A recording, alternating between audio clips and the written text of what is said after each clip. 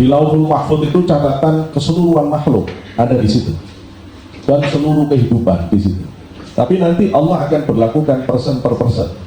Ketetapan persen per persen itu di hadis Rasul muttafaqun alaih, itu nanti pada hadis inna ahadakum yujma'u khalquhu fi batni ummihi arba'ina yawman nutfatan.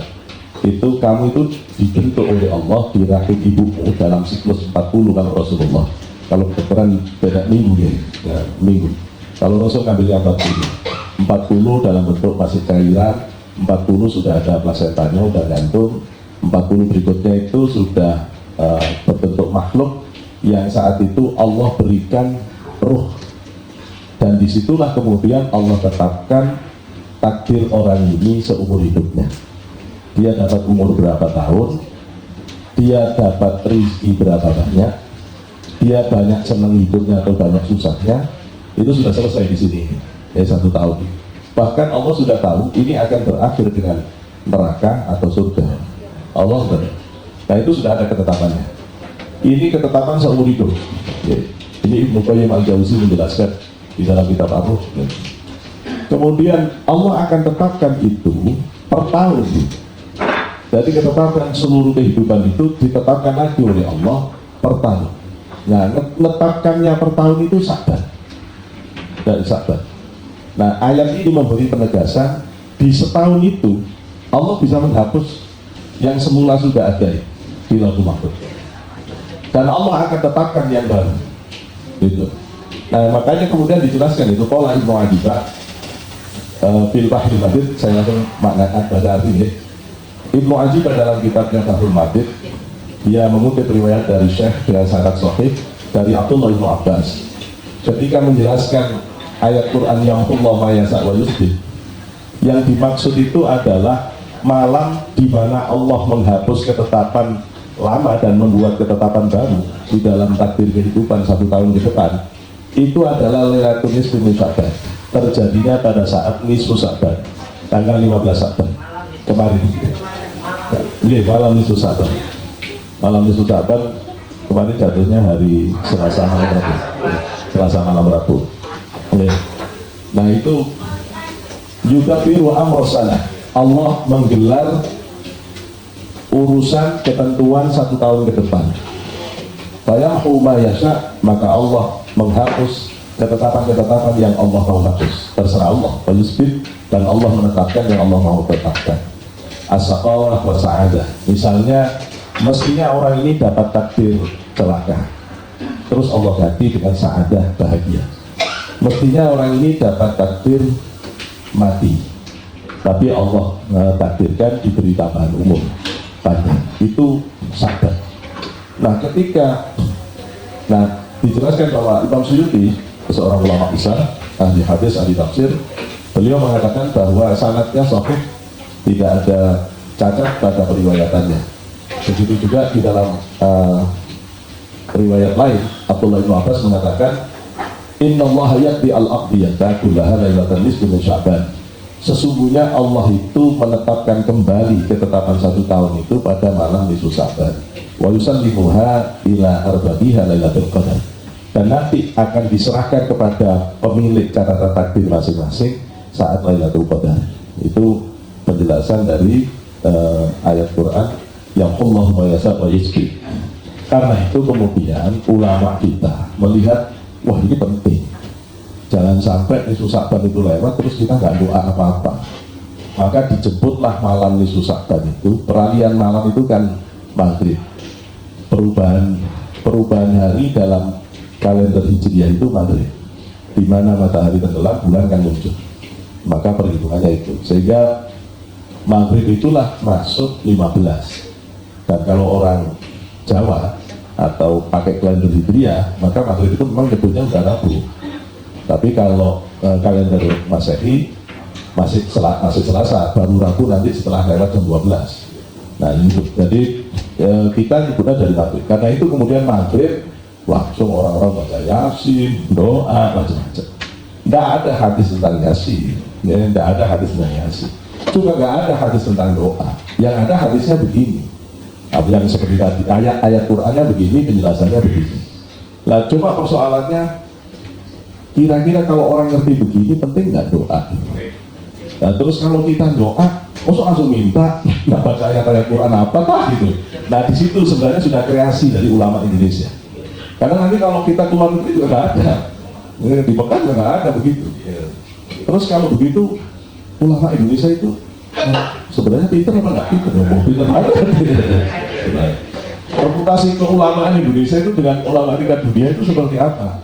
Sayang sekarang Mekah itu tidak secara objektif, kompetitif, terbuka seperti zaman-zaman dulu. Kalau zaman dulu, siapa yang menjadi ulama besar di Mekah itu dikompetisikan secara terbuka. Sehingga ulama kita pernah menjadi raja ulama di sana ini. Imam Nawawi Banten itu menjadi rajanya ulama di zamannya. Sehingga dia menjadi ulama ahli tafsir, dia punya kitab banyak. Ada dulu dari Termas, namanya Syekh Mahfud At-Termasi. Itu pemegang sanad Bukhari Muslim paling otoritatif dunia, yang nanti diteruskan oleh Mbah Hasyim Asy'ari. Sehingga Mbah Hasyim Asy'ari menguasai 7 kitab hadis luar kepala. Beliau hafal 7 kitab hadis, sehingga dia dapat gelar Hadratus Syekh, bukan sekedar Syekh tapi Hadratus Syekh, karena dia punya hafalan 7 kitab hadis di luar kepala. Jadi ulama kita bukan ulama abal-abal juga. Kalau kita baca sejarahnya Tuan Guru Zainuddin NTB, beliau itu selama mondok di Mekah belum pernah ada ranking 1 ya, jadi selalu the best. Memang top. Terakhir itu ulama kita yang termasuk dari rujukan ulama dunia itu orang Padang ya, Syekh Yasin Al-Fadani itu sampai dapat gelar Musnidul Alam, pemegang sanad hadis internasional, rujukan hadis internasional itu Syekh Yasin Al-Fadani. Jadi ada ulama kita yang tidak bersuara. Next. Nah, ini tentang nisfu Sa'ban, sekedar penjelasan ya. Innalil malaikati fis sama'i lailata ya'id, sesungguhnya malaikat di langit itu punya 2 lebaran. Kama andalil muslimin fil ardi yawma'id, seperti halnya manusia di bumi juga punya 2 lebaran. Fa'idul malaika lailatul bara' wa hiya lailatul nisfu Sa'ban wa lailatul qadar.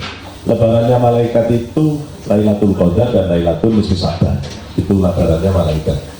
Sedangkan lebarannya orang mukmin itu Yaumul Fitri wal Adha, Yaumul Adha, hari Idul Fitri dan Idul Adha. Karena itu Nisfu Sa'ban itu disebut juga Lailatul Idul Malaikat, malam lebarannya malaikat. Juga disebut juga Lailatul Takfir, malam pengguguran dosa-dosa. Ya, karena kalau ini dibaca lebih lengkap, memang ada hadis yang menjelaskan Allah di saat Nisfu Sa'ban itu mengampuni dosa-dosa seluruh umat Islam.